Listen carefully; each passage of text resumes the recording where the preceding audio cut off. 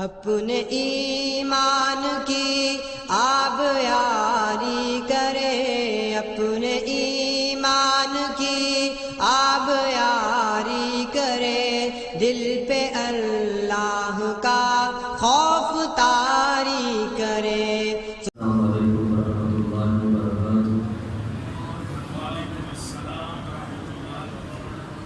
یا رب لک الحمد للہ وعلی جلال وجهک وعظیم سلطانک، واشهد ان لا اله الا اللہ واشهد ان محمدا عبده ورسولہ صلی اللہ علیہ وسلم۔ اما بعد، اعوذ باللہ السمیع العلیم من الشیطان الرجیم، من حمزہ ونفخہ ونفثہ، بسم اللہ الرحمن الرحیم۔ کل کے سبق کے اندر اللہ رب العالمین نے اہل کتاب کی مذمت کرتے ہوئے کہا کہ یہ لوگ ان میں سے ایک گروہ ایسا ہے جو اپنے ساتھیوں کو کہتا ہے کہ تم دین کے وقت اسلام قبول کر لو، اور جب آخری پہر ہو، آخری دن کا حصہ ہو، اس وقت تم کفر کر دو، اور اگر تم ایسا کام کرو گے تو یہ جو ان پڑھ لوگ ہیں یہ سمجھ جائیں گے کہ یہ پڑھے لکھے لوگ اس دین سے پیچھے ہٹ لیے ہیں، ضرور اس دین کے اندر کوئی خامی ہے، کوئی کمی ہے، اس لحاظ سے تم اپنا کام مکمل کر پاؤ گے۔ اور فرمایا تم نے کسی کے اوپر یقین نہیں کرنا، صرف اسی کی بات کے اوپر یقین کرنا ہے جو لوگ تمہارے دین کی اتباع کرتے ہیں، تمہارے دین کے پیچھے چلتے ہیں۔ اور وہ کہتے ہیں کہ ان لوگوں کے سامنے اپنی کتاب نہ بیان کیا کرو، کل قیامت والے دن اللہ کے سامنے تمہارے سامنے یہ حجت پکڑیں گے اور یہ اللہ کے سامنے غالب آ جائیں گے۔ ان کو کہہ دیجیے کہ اللہ کا فضل جس کو چاہے وہ عطا فرماتا ہے، وہ اپنی رحمت کو خاص کر دیتا ہے، جس کے لیے چاہتا ہے وہ بڑے ہی فضل والا ہے۔ اور پھر ان کی خیانت کے متعلق میرا نے ایک مثال بیان کی، ان میں سے بہت اچھے لوگ بھی ہیں اور بہت برے لوگ بھی ہیں۔ اگر ان کے پاس بہت زیادہ سونے اور چاندی کا مال آپ امانت کے طور پر رکھوا لیں تو وہ ضرور اس کو واپس لوٹا دیں گے، اور بعض ایسے ہیں کہ اگر آپ 1 دینار ان کو دیں امانت کے طور پہ تو وہ 1 دینار بھی واپس نہیں کریں گے، یہاں تک کہ انما دمت علیہ قائما، آپ مسلسل منت سماجی کرتے رہیں، بار بار کہتے رہیں، وہ آپ کو وہ امانت واپس لوٹا کے دیں گے۔ اور یہ اس لیے کرتے ہیں کہ وہ کہتے ہیں کہ ان ان پڑھ لوگوں کا مال کھانے کے اندر کوئی گناہ نہیں ہے، حالانکہ اللہ فرماتا ہے یہ جھوٹ بولتے ہیں۔ ہاں، جن لوگوں نے ہمارے ساتھ جو وعدہ کیا تھا اس کو پورا کیا، یعنی ایمان لے کے آئے اور تقوی اختیار کیا، اللہ ایسے لوگوں کو پسند کرتا ہے۔ یہ کل کے سبق کے اندر بات ہوئی تھی۔ آج کا جو سبق ہے وہ صفحہ نمبر 57 ہے اور آیت نمبر 77 ہے۔ آج کے سبق کے اندر بھی اللہ رب العالمین اہل کتاب کے ہی رویے کو بیان کرے گا۔ اہل کتاب کے اندر ایک بہت بڑی خامی یہ پائی جاتی تھی کہ وہ پیسے لے کر لوگوں کو غلط مسائل بتلایا کرتے تھے، حقیقت پر مبنی جو بات ہوتی تھی اس کو چھپا لیا کرتے تھے۔ اللہ رب العالمین نے ان کی سزا کو بھی مقرر کیا ہے، وہ کون سی سزائیں ہیں وہ بھی اللہ بیان کرے گا۔ اور ان لوگوں میں سے کچھ ایسے لوگ بھی ہیں جو کتاب تورات اور انجیل کے اندر الفاظ کو تو نہیں بدلتے لیکن تحریف کرتے ہیں، ترجمہ کرتے ہوئے یا تفسیر کرتے ہوئے۔ اس لحاظ سے بھی میرے رب نے ان کی بہت مذمت کی ہے۔ مزید بات ہم سبق کے اندر پڑھیں گے۔ فرمایا ان الذین، بے شک وہ لوگ، یشترون، جو خریدتے ہیں، بعہد اللہ، اللہ کے عہد کو، وَأَيْمَانِهِمْ، اپنی قسموں کے عوض جو جھوٹی قسمیں ہیں، ثمنا قلیلا، تھوڑا سا مال حاصل کرنے کے لیے اللہ کے عہد کو بیچ ڈالتے ہیں، اللہ کی کتاب کو بیچ ڈالتے ہیں، اللہ کی آیات کو بیچ ڈالتے ہیں، صرف مال حاصل کرنے کے لیے، مال کھانے کے لیے، مال لینے کے لیے، اپنے پیٹ کی آگ کو بجھانے کے لیے ان لوگوں کو غلط مسئلے بتاتے ہیں، لوگوں کو غلط باتیں بتلاتے ہیں۔ اب ان کی کتاب کے اندر واضح طور پہ لکھا ہوا تھا روشن سورج کی طرح کہ محمد صلی اللہ علیہ وسلم کے اندر یہ صفات ہوگی، محمد صلی اللہ علیہ وسلم اس طرح ہجرت کریں گے۔ یہ ساری باتیں تورات کے لوگوں کے کتابوں کے اندر موجود تھی، تورات کے اندر عیسائی بھی جانتے تھے، لیکن جھوٹی قسمیں اٹھا کے ثمن قلیلا، تھوڑے سے پیسے روکنے کے لیے، تھوڑے سے پیسے لینے کے لیے، دن و دینار حاصل کرنے کے لیے اللہ فرماتے ہیں وہ اس طرح کے کام کیا کرتے تھے۔ فرمایا اولئک، یہی وہ لوگ ہیں لا خلاق لهم، اللہ دیکھیں کیسی سزائیں مقرر کر رہا ہے، اللہ ان پہ کتنا ناراض ہے۔ فرمایا اولئک، یہی وہ لوگ ہیں لا خلاق لهم، نہیں ہوگا ان کا حصہ فی الآخرہ کی آخرت میں، ولا یکلمهم اللہ، اور نہ ہی اللہ ان سے کلام کرے گا، ولا ينظر الیہم، اور نہ ہی اللہ کل قیامت کا دن نظر رحمت سے اس کی طرف دیکھے گا، یوم القیامت، قیامت کے دن، ولا یزکیہم، اور نہ ہی میرا رب ان کو گناہوں سے پاک کرے گا، ولہم عذاب علیم، میرے رب نے ان کے لیے دردناک عذاب تیار کر رکھا ہے۔ اللہ، صرف کتاب اللہ کے اندر اس طرح تبدیلی کرنے کے لحاظ سے، اللہ کی آیات کو جھوٹی قسم اٹھا کے بیچنے کے لحاظ سے، اشعث بن قیس رضی اللہ تعالیٰ عنہ بیان کرتے ہیں کہ یہ آیت میرے متعلق نازل ہوئی تھی، یعنی یہودیوں کا تو رویہ تھا ہی تھا، میری ایک آدمی کے ساتھ زمین کا جھگڑا تھا، وہ یہودی آدمی تھا، تو نبی علیہ السلام کے پاس میں کیس لے کے آیا، نبی صلی اللہ علیہ وسلم میرے معاملے کو حل کیجیے گا۔ نبی علیہ السلام نے فرمایا اشعث بن قیس تمہارے پاس کوئی دلیل ہے، کوئی گواہ ہے؟ اللہ نبی صلی اللہ علیہ وسلم میرے پاس تو کوئی نہیں ہے۔ فرمایا قسم اٹھاؤ، فرمایا میں کیسے قسم اٹھاؤں؟ فرمایا یہ یہودی ہے، یہ قسم اٹھا لیتا ہے۔ میں نے کہا اللہ کے نبی صلی اللہ علیہ وسلم یہ جو یہودی ہے یہ قسم اٹھا لے گا، میری زمین پہ قبضہ کر لے گا۔ اللہ کے نبی صلی اللہ علیہ وسلم نے فرمایا شخص کی بات یاد رکھو، جو انسان کسی کی زمین کو جھوٹی قسم اٹھا کے اپنے قبضے کے اندر لیتا ہے، کل قیامت والے دن کو اللہ کے حضور اس طرح ملے گا کہ میرا رب اس پہ ناراض ہوگا۔ تو فرماتے ہیں اس موقع پر اللہ رب العالمین نے ان آیات کو نازل کیا۔ یہ جھوٹی قسم اٹھانا میرے رب کو یہ بہت ہی برا عمل ہے، بلکہ نبی علیہ السلام نے فرمایا ثلاثۃ، تین بندے ہیں، ابو ذر رضی اللہ تعالیٰ عنہ بیان کرتے ہیں ثلاثۃ، تین طرح کے بندے ہیں، لا یکلمهم اللہ یوم القیامہ ولا ینظر الیہم ولا یزکیہم ولہم عذاب علیم۔ یہ تو آیات ہیں، نبی علیہ السلام کی حدیث کے اندر بھی یہی الفاظ ہیں۔ فرمایا تین بندے ہیں جن کے اللہ کل قیامت والے دن کلام نہیں کرے گا، ولا ينظر الیہم، اللہ نظر رحمت سے دیکھے گا بھی نہیں، ولا یزکیہم، اور نہ ہی میرا رب ان کو گناہوں سے پاک کرے گا، ولہم عذاب علیم، میرے رب نے ان کے لیے دردناک عذاب تیار کر رکھا ہے۔ اور پہلا گناہ میرے بھائیوں وہ ہے جس کو آج ہمارے معاشرے کے اندر گناہ نہیں سمجھا جاتا، بلکہ اس کو کہہ لیں کہ ایک فیشن سمجھا جاتا ہے۔ پہلے نمبر پہ فرمایا اللبس ازارہ، جو انسان اپنی شلوار، اپنی پینٹ، اپنا تہمت، اپنا ٹراؤزر ٹخنوں سے نیچے رکھتا ہے، کل قیامت والے دن اس کے لیے چار طرح کی بائیں۔ دوسرا وہ بندہ منفق صنعتہ بالحلف الکاذب، یہ دوسرا بندہ وہ ہے جو جھوٹی قسم اٹھا کے اپنا سامان فروخت کرتا ہے، کہتا ہے اللہ کی قسم یہ مال مجھے اتنے کا پڑا ہے، اللہ کی قسم اتنے کا تمہیں میں دیتا ہوں۔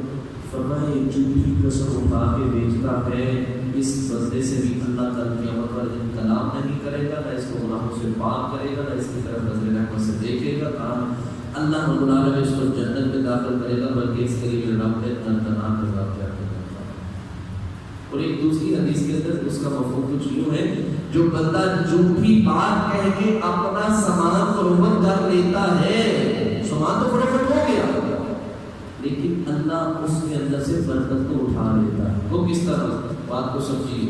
ایک بندے نے دکان پہ ایک سامان لگایا، ایک کسٹمر آیا، اس کو وہ سامان دکھاتا ہے، اللہ کی قسم یہ اتنے کے اندر پڑی، اس کے اندر یہ کوالٹی، اس کے اندر یہ چیز ہے۔ اب وہ بندہ اس کی باتوں کے اندر آگے لے گیا سامان، اب اس نے جا کے اس چیز کو استعمال کیا، دیکھا وہ تو 2 نمبر چیز تھی، اس کے اندر تو معاملہ وہ ہے ہی نہیں تھا جو اس نے بتایا تھا۔ اب وہ بندہ دوبارہ اس کے پاس آئے گا سامان لینے کے لیے، اب وہ بندہ دوبارہ اس کی دکان پہ نہیں آئے گا، اور کسی اور کی دکان پہ جائے گا۔ اللہ رب العالمین نے اس کی برکت کو اٹھا لیا۔ اس کا ایک بندہ کم ہو گیا کسٹمر، اب اس کے پاس وہ پیسے دینے کے لیے نہیں، چیز خریدنے کے لیے نہیں آئے گا، تو گویا اس نے جھوٹی قسم کھائی، جھوٹی بات کہی، اللہ نے سے برکت کو ختم کر دیا.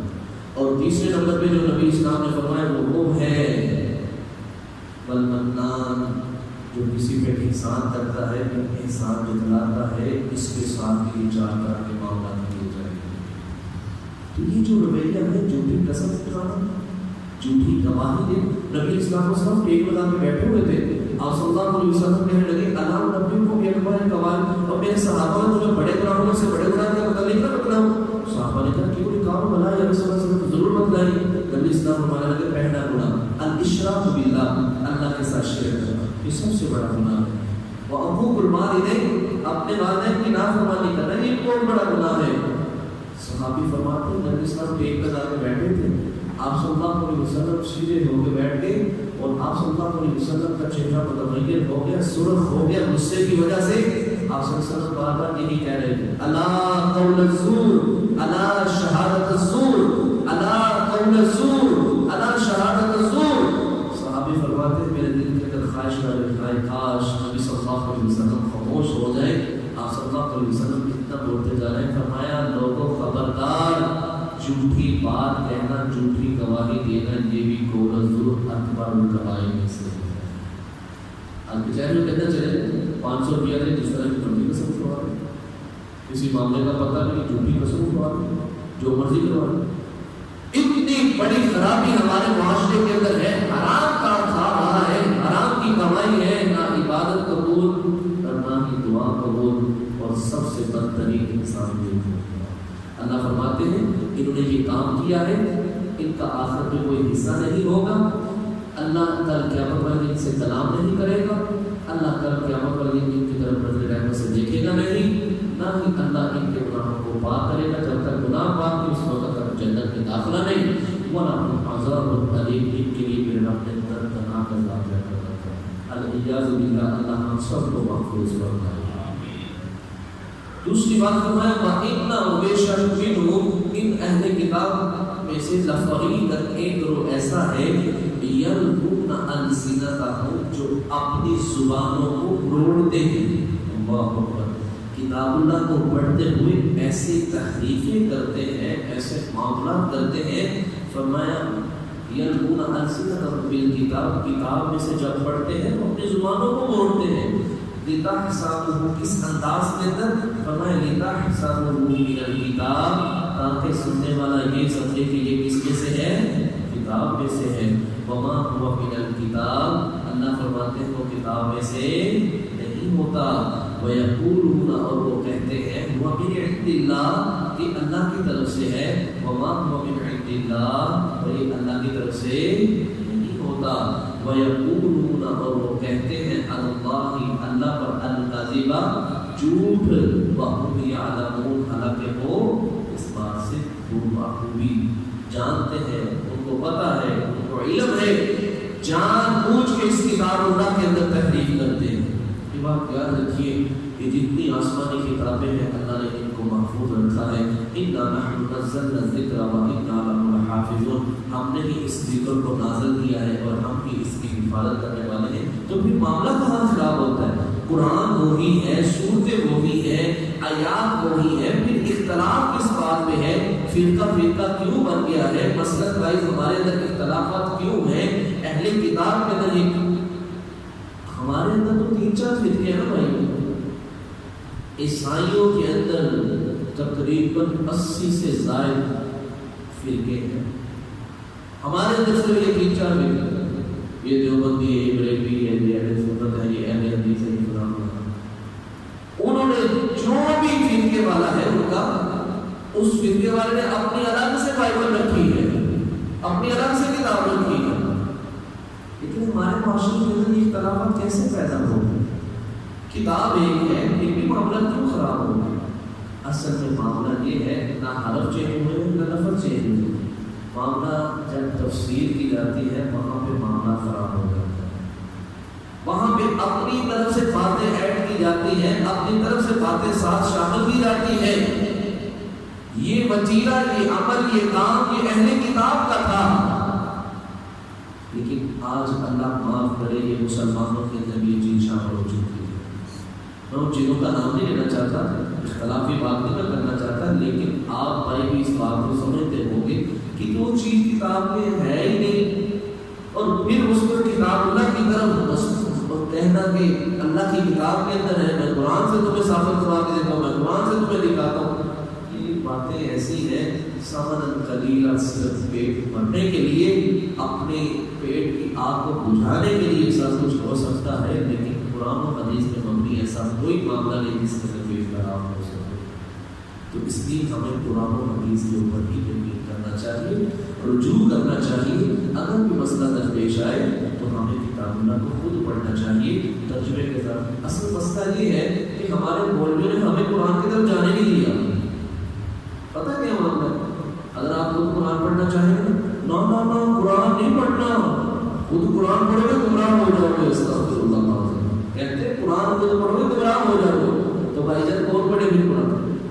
ہاں اگر تم نے قرآن پڑھنا ہے تو تمہیں 18 علوم پڑھنے پڑیں گے، پتہ نہیں کون سے علوم آگے، نہ ہی یہ علوم ابوبکر صدیق نے پڑھے، نہ ہی یہ علوم حضرت عمر فاروق رضی اللہ عنہ نے پڑھے، نہ ہی یہ علوم حضرت عثمان غنی نے پڑھے، نہ ہی یہ 18 علوم حضرت علی رضی اللہ عنہ، اور سب سے بڑے صحابی جو سب سے زیادہ حدیثیں بیان کرنے والے ہیں جناب حضرت ابو ہریرہ رضی اللہ عنہ، اور اس کے بعد اماں جی عائشہ رضی اللہ تعالی عنہا، یہ جو دین اسلام کو ہم تک پہنچانے والے ہیں وہ عورتوں میں سے یا مردوں میں سے کسی نے 18 لوگ بیان نہیں کیے کہ 18 لوگ پڑھو گے تو تمہیں قرآن کی سمجھ لگے گی، مگر تم گمراہ ہو جاؤ گے۔ اس طرح اللہ تو خود کہتا ہے وَلَقَدْ يَسَّرْنَا الْقُرْآنَ لِلذِّكْرِ فَهَلْ مِن مُّدَّكِرٍ، اور لوگوں تم میں سے کوئی ایسا انسان ہے اس قرآن سے نصیحت حاصل کرنا چاہیے، ہم نے قرآن کو انتہائی آسان مفہوم کے اندر نازل کیا۔ اور حقیقت بات یہ آپ ترجمے والا قرآن لے کے بیٹھ جائیں، اوپر سے عربی پڑھیں نیچے سے ترجمہ پڑھیں، انشاءاللہ کہیں بھی مسئلہ پیش نہیں آئے گا، آسان فہم۔ ایسے بھی مترجم قرآن آ چکے ہیں تو ہمیں خود بھی قرآن کی طرف آنا چاہیے، انشاءاللہ اس سے ہمارے علم کے اندر اضافہ ہوگا۔ فرمایا ما کان لبشر، نہیں ہے کسی بشر کے لیے۔ اب یہاں یہ بات بیان ہونے لگی ہے کہ ایک نبی ہم اس کو مبعوث کریں، دنیا کے اندر بھیجے امت کی طرف، اور ان لوگوں کو کہیں کہ تم نے اللہ کی عبادت نہیں کرنی، میری عبادت کرنی ہے، معاذ اللہ استغفر اللہ۔ اللہ کہتے ہیں ایسے ہو سکتا ہے؟ کبھی بھی نہیں ہو سکتا۔ فرمایا ما کان لبشر، نہیں ہے کسی بشر کے لیے ان یؤتی اللہ الکتاب، کہ اس کو اللہ نے کتاب دی ہو، والحکم اور حکمت دی ہو، دانائی دی ہو، حدیث کا علم دیا ہو، والنبوۃ اور اس کو میرے رب نے نبی بھی بنایا ہو، ثم یقول پھر وہ کہے للناس لوگوں سے کونوا ہو جاؤ عبادا لی، میرے بندے میری عبادت کرنے والے، من دون اللہ اللہ کے علاوہ۔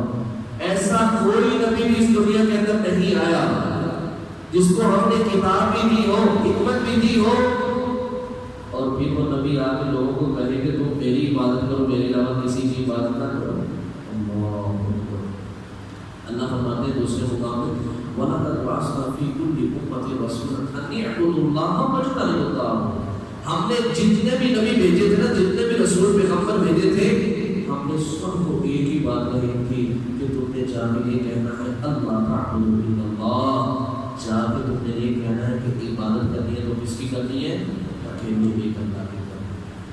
واجتنبوا الطاغوت، اور شیطان کی سرکشی سے بچنا ہے، شیطان کے رویوں سے بچنا، اپنے آپ کو محفوظ رکھنا۔ تو فرمایا کس طرح یہ عیسیٰ علیہ السلام آ کے کہہ سکتے ہیں کہ عبادت لی، میری عبادت کرو، یہ کبھی بھی نہیں ہو سکتا۔ اللہ دوسرے مقام پہ سورۃ التوبہ کے اندر فرماتے ہیں وقالت اليهود عزير ابن الله وقالت النصارى المسيح ابن الله ذلك قولهم بافواههم، اللہ فرماتے ہیں تم نے عیسائی یہودیوں نے کہا کہ عزیر علیہ السلام اللہ کے بیٹے ہیں، عیسائیوں نے کہا کہ عیسیٰ علیہ السلام اللہ کے بیٹے ہیں۔ اللہ فرماتے ہیں ذلك قولهم بافواههم، اور بدبختو یہ تو تمہارے منہ کی باتیں ہیں، اتخذوا احبارهم ورهبانهم اربابا من دون اللہ، تم نے اپنے درویشوں کو، اپنے مولویوں کو، اپنے پیشواؤں کو رب بنا لیا ہے، حالانکہ کسی نبی کی ہدایت نہیں ہے کہ وہ نبی کہے کونوا عبادا لی کہ تم میری عبادت کرو من دون اللہ، اللہ کے علاوہ۔ ہاں ولیکن لیکن نبی جو ہوتا ہے نا ولیکن وہ کہتا ہے لوگوں ہو جاؤ ربانشینا، کون بن جاؤ؟ اللہ والے بن جاؤ، رب والے بن جاؤ، رب کے سامنے جھکو، اس کے علاوہ کسی کی بات نہیں کی جائے گی، اس کے علاوہ کسی کے بھی نظر و نیاز نہیں مانی جائے گی، اللہ کے بندے بن جاؤ، اللہ کے لیے کھڑے ہو جاؤ۔